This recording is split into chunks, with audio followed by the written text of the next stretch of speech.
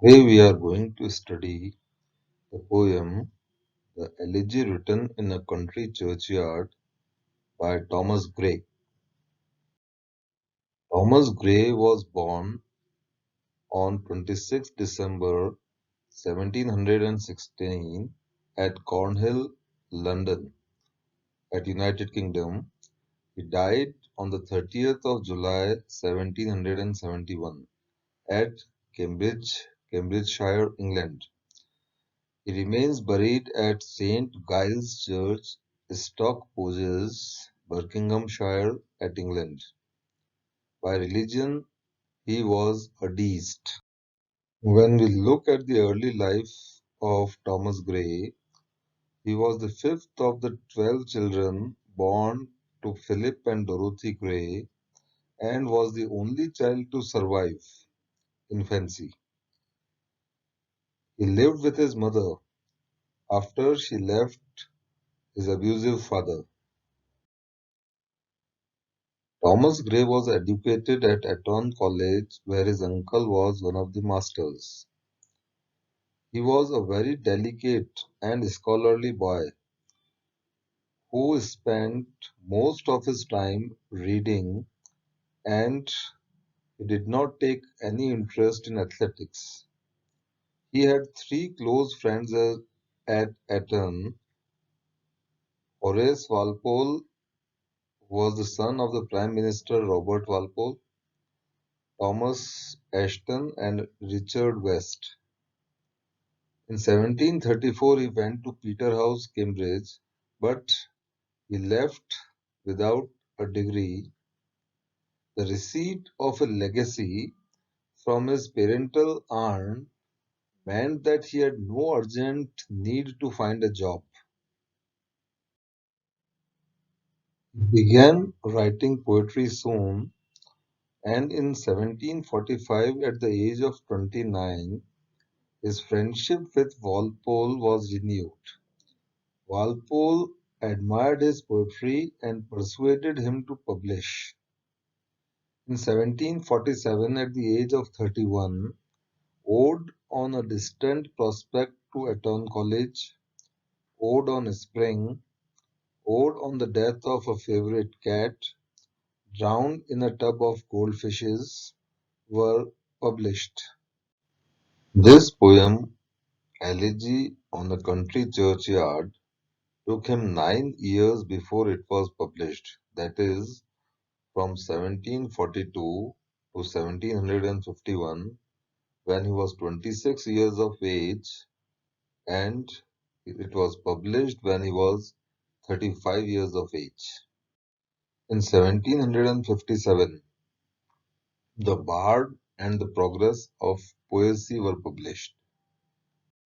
Norton Nichols was the one whom he loved. She was an undergraduate whose knowledge of Dante impressed him.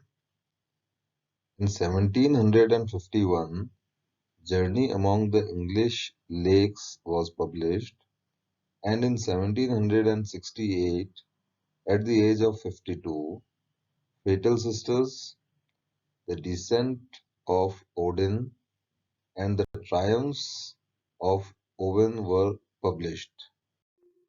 In 1751, he proposed to visit Bonstetten in Switzerland during the summer, but was struck by a sudden illness, and after a few days he passed away.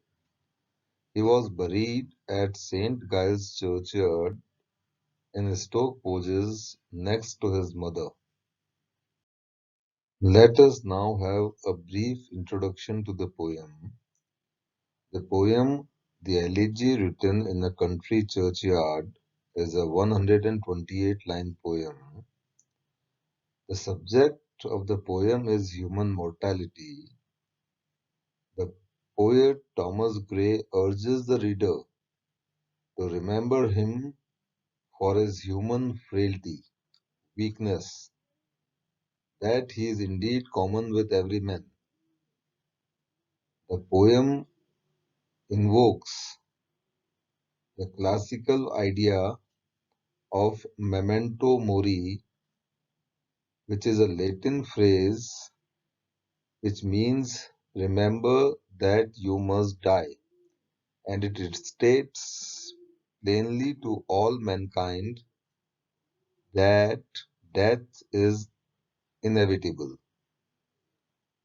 In death, there is no difference between great and common people.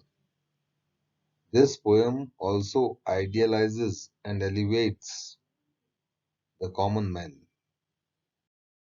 Let us now summarize the poem. It was an evening time. The poet is standing in the churchyard. The ringing of a curfew bell is heard. A herd of cattle from pasture started returning home. Farm workers, after hard work, started going homes, indicating that the activities of the daytime are drawing to a close. The poet is then left alone to contemplate the isolated rural scene. The poet sets a melancholy atmosphere by describing the ringing of curfew bell in somber tone. The curfew bell does not simply ring, it knells, a term usually applied to bells rang at a death or funeral. From the very beginning, Gray reminds us of human mortality. There is a tone of sincere melancholy throughout the poem. The poet started composing the verses of this poem by bringing before his mind's eye the churchyard at Stock Poges. The poem begins with the description of the churchyard at Stock Poges towards sunset. He alone stands by the side of the graveyards. The curfew or the evening bell warning the people to retire to rest has tolled.